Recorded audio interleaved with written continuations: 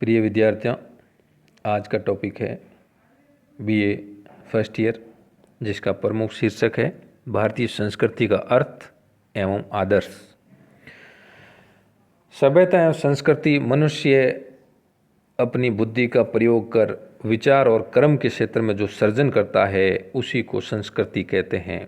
अपनी भौतिक आवश्यकताओं की पूर्ति के लिए मनुष्य प्रकृति के साधनों का जिस ढंग से प्रयोग करता है उससे उसकी सभ्यता का निर्माण होता है। भारत बहुत ही प्राचीन देश रहा है। सदियों से ये संस्कृति सनातन चली आ रही है। अटूट श्रृंखला का ये इतिहास है।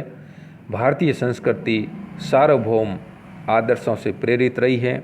सत्य की खोज, मानव कल्याण की भावना, सौंदर्य की अभिव्यक्ति, जिसमें सत्यम शिवम सुंदरम इसका मुख्य ध्येय है।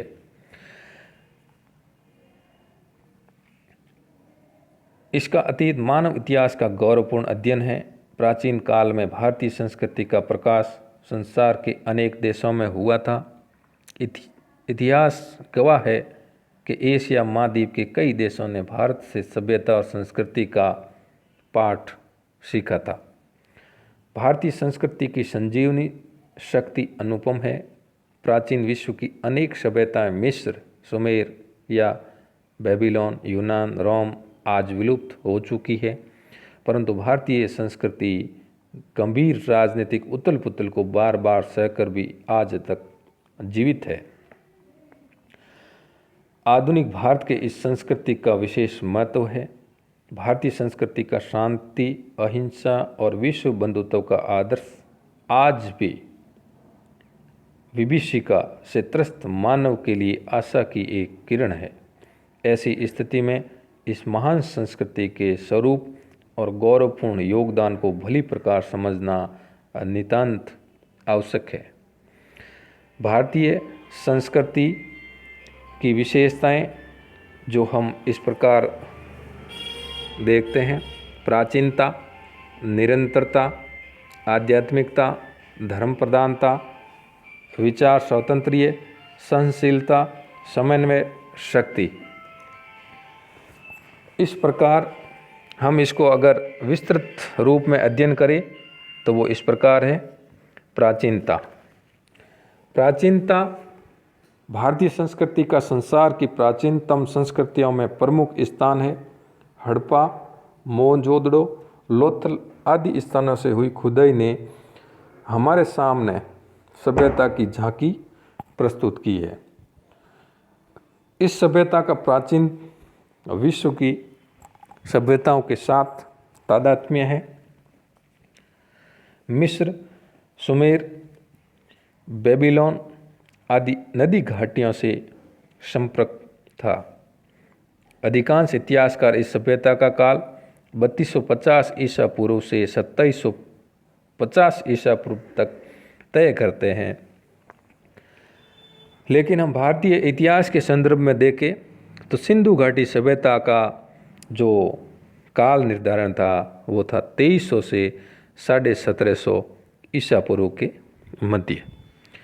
इस तरह भारतीय सभ्यता का ज्ञान हमें 5000 वर्षों से भी अधिक प्राचीन सिद्ध करता है। निरंतरता अगला जो विशेषताएं के अंतर्गत आते हैं वो है निरंतरता। निरंतरता यानी अटूट क्रम, बिना रुके, अनवरत, सतत। भारतीय संस्कृति का स्रोत निरंतर अविरल गति से बहता रहा है। मिस्र, सुमेर, बेबीलोन, यूनान और रोम की संस्कृतियां विलुप्त होकर अतीत की कहानी रह गई है, परंतु भारतीय संस्कृति की धारा निर्बाध रूप से पिछले 5000 वर्षों से अधिक समय से बहती चली आ रही है। भारत में समय समय पर अनेक जातियों का प्रवेश हुआ और भारत को कई बार उनके हाथों राजनीतिक पराजय झेलनी पड़ी, तथापि इससे भारतीय संस्कृति का प्रवाह अवरुद्ध नहीं हुआ, यानी यहाँ पर कोई भी रुकावट नहीं रही। विदेशी तत्वों का भारतीय जीवन में समावेश होने पर भी भारतीय संस्कृति का मूल रूप नहीं बदला। भारत के सांस्कृतिक जीवन के मूल आधार अब भी वही है जो प्राचीन काल से थे। आध्यात्मिकता और धर्म प्रधानता के अंतर्गत हम अगर पढ़ते हैं तो हमें ज्ञात होता है भारतीय संस्कृति का विकास तपोवनों एवं आश्रमों में हुआ था। ऋषि मुनियों ने प्राचीन मनुष्य का जीवन काल 100 वर्ष मानकर उसके लिए 4 आश्रमों की व्यवस्था की गई थी। 25-25 वर्ष के 4 आश्रम निर्धारित किए थे और 4 पुरुषार्थ निर्धारित किए थे धर्म अर्थ काम मोक्ष के अंतर्गत। इस प्रकार चिंतन पर आध्यात्मिक का स्पष्ट छाप दिखाई पड़ती है। नाशवान पार्थिव शरीर की अपेक्षा आत्मा की अमरता तथा सर्वव्यापकता भारतीय दार्शनिक चिंतन का विषय रहा है। भारतीय संस्कृति त्यागपरक है। सब प्राणियों के हित की कामना करना यानी इस संस्कृति का मूल मंत्र है और इस श्लोक में भी दर्शाया गया है। सर्वे भवन्तु सुखी सर्वे सन्तु निरामया सर्वे भद्राणि पश्यन्तु माँ कश्चित् दुर्भाग् भवेत्, यानी सब सुखी रहे, सबका कल्याण हो, सब निरोगी रहे, सब उन्नति के मार्ग की ओर अग्रसर रहे। यह भारतीय संस्कृति का मूल मंत्र है। भारतीय विचारकों ने मानव जीवन के 4 पुरुषार्थों की कल्पना की, धर्म अर्थ और काम और उसके साथ मोक्ष। इसमें मोक्ष अंतिम लक्ष्य है और अन्य 3 पुरुषार्थों में कर्म का प्रधान स्थान है। कतिपय पाश्चात्य विद्वानों ने भारतीय संस्कृति की धर्म प्रधानता की आलोचना की है। उनका मत है भारतीय धर्म में इतना खोए रहे कि उन्होंने इस लोक के जीवन और समस्याओं की उपेक्षा की है और अपने जो स्वर्ग नरक वाली स्थिति को ध्यान में रखकर अभी वर्तमान में अपना जीवन खराब कर रहे हैं। ध्यान से देखने पर यह आलोचना निराधार प्रतीत होती है। 4 आश्रमों में और 4 पुरुषार्थों में धर्म को प्रधान मानने पर भी अर्थ और काम की उपेक्षा नहीं की गई है। भारतीय आचार्य धर्म अर्थ और काम का समान रूप से पालन करने के निर्देश देते हैं। महाभारत का कथन है कि जीवन में अर्थ और काम का इस प्रकार सेवन करो कि धर्म का उल्लंघन नहीं हो। इस निर्देश द्वारा भारतीय संस्कृति ने जीवन के आध्यात्मिक और भौतिक पक्षों के बीच समन्वय स्थापित किया है, जो व्यक्तित्व के सर्वांगीण विकास के लिए आवश्यक है। इस प्रकार मनुष्य का जीवन काल संतुलित रहा है और इसी के साथ अपने व्यवस्थित जीवन में वो हमेशा के लिए अग्रसर रहा है। अगली जो विशेषता है वो है विचार स्वतंत्रीय एवं सहनशीलता। भारतीय संस्कृति में चिंतन की स्वतंत्रता को पूर्ण मान्यता दी गई। यहाँ अनेक प्रकार के आस्तिक तथा नास्तिक दर्शनों का विकास हुआ। छठ दर्शन एवं बौद्ध दर्शन, जैन दर्शन, चार्वाक दर्शन, भागवत, शैव आदि अनेक मतांतरों की यहाँ सृष्टि हुई है। परंतु सभी धर्मों व मतों के प्रति सहनशीलता की भावना भारतीय जीवन में ओतप्रोत रही है। इस प्रकार की भावना की सुंदरतम अभिव्यक्ति प्रियदर्शी सम्राट अशोक के 12वें शिलालेख में भी हुई है। सभी धर्मों के सार की वृद्धि की कामना करते हुए सम्राट अशोक महान ने कहा, मनुष्य को दूसरों के धर्म को सुनना चाहिए और उसका आदर करना चाहिए। जो मनुष्य अपने धर्म को पूजता है और जो दूसरे धर्म की निंदा करता है वह ऐसा करते हुए अपने धर्म को बड़ी हानि पहुंचाता है। अशोक की धर्म सहिष्णुता का ये आदर्श आज ही हमारा मार्गदर्शन करता है। भारतीय संस्कृति में धर्मांधता तथा संकुचित दृष्टिकोण का कोई स्थान नहीं है। गीता का कथन है, सब देवताओं को किया हुआ नमस्कार कृष्ण को ही प्राप्त होता है। विभिन्न संप्रदायों तथा मतांतरों के अनुयायी यहाँ परस्पर मित्रता प्रेम के साथ रह रही है। भारतीय संस्कृति के धार्मिक सहिष्णुता के इस आदर्श को आज हमें अपने जीवन में उतारने की बड़ी आवश्यकता है।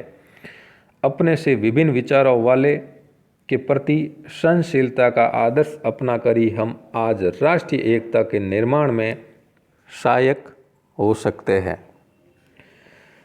अगली जो विशेषता है वो है समन्वय शक्ति। बाहरी तत्वों को पचाने की क्षमता तथा समयानुकूल परिवर्तन भारतीय संस्कृति के महत्वपूर्ण गुण है, जिन्होंने इसे व्यापकता प्रदान की। भारतीय संस्कृति की सजीवता और सक्रियता का रहस्य उनकी समन्वय शक्ति में निहित है। भारत में समय समय पर अनेक विदेशी आक्रमणकारी यूनानी, शक, पल्लव, कुषाण, हूण आदि आए और उन्होंने यहाँ अपना राजनीतिक प्रभुत्व भी स्थापित किया। तथापि भारत ने इन विदेशियों पर सांस्कृतिक विजय प्राप्त की और उन्हें सदा के लिए अपनी ही गोद में समा लिया। महाभारत तथा मनुस्मृति के अध्ययन से विदित होता है कि भारतीय आचार्यों ने किस प्रकार अपनी सामाजिक व्यवस्था के नियमों को ढीला कर इन विदेशी लोगों को अपने समाज में स्थान दिया। मिलिंद पनो नामक एक जो हमें ग्रंथ मिलता है, जो एक ग्रीक राजा ने बौद्ध मत ग्रहण किया था। यवनों की तरह शक, कुषाण, हूणों का भी भारतीयकरण हो गया। शकों के 2 राजवंश दक्षिण भारत में तथा 2 उत्तर भारत में स्थापित हुए। दक्षिण में शकों ने वैदिक धर्म और उत्तर में शकों ने बौद्ध धर्म ग्रहण कर लिया था। हूण राजा मीर कुल ने भी हिंदू धर्म ग्रहण कर लिया। मंदसौर के शिलालेख में उनके शैव मत का अनुयायी होने का उल्लेख मिलता है। यानी ये समन्वय शक्ति की विशेषता है। इस प्रकार हम देखते हैं कि हूणों का जो आक्रमण था वो भारतीय संस्कृति में सहिष्णुतामयी ग्राह्य क्षमता के कारण पूर्णता समा गई थी। हूण एक मध्य एशिया की बर्बर जाति थी। भारत पर उसने अनेक बार आक्रमण किए और ज़्यादातर गुप्त वंश के शासक स्कंदगुप्त के शासनकाल में किए थे। भारत में आकर यहाँ पर उन्होंने इस संस्कृति को अपना लिया। इसके बाद कई मुस्लिम आक्रमण हुए और उन्होंने भी इस भारतीय संस्कृति को अपना लिया। यहाँ पर भारतीय संस्कृति की समन्वय शक्ति के बारे में भी प्रोफेसर डार्डवेल का ये कथन सत्य है कि भारतीय संस्कृति महासमुद्र के समान है, जिसमें अनेक नदियाँ आकर विलीन होती रही है। भारतीय संस्कृति की यह ग्रहणशीलता तथा समन्वय की प्रवृत्ति आज भी इस संसार के लिए एक वरदान है। आज विश्व में अनेक प्रकार की विचारधाराओं, आदर्शों, संस्कृतियों का संघर्ष चल रहा है। इनके सफल समन्वय द्वारा ही एक विश्व समाज का निर्माण किया जा सकता है। विश्व के समक्ष उपस्थित इस कठिन कार्य में समन्वयात्मक भारतीय संस्कृति का निश्चित ही ये मार्ग श्रेष्ठ रहा है। इस प्रकार भारतीय संस्कृति का अर्थ एवं आदर्श आज के इस युग में प्रासंगिक प्रतीत होता है। अगले टॉपिक में हम भारतीय संस्कृति की आधारभूत एकता का अध्ययन करेंगे और भारतीय सांस्कृतिक एकता में संस्कृत एवं साहित्य का योगदान, इसका हम अध्ययन करेंगे।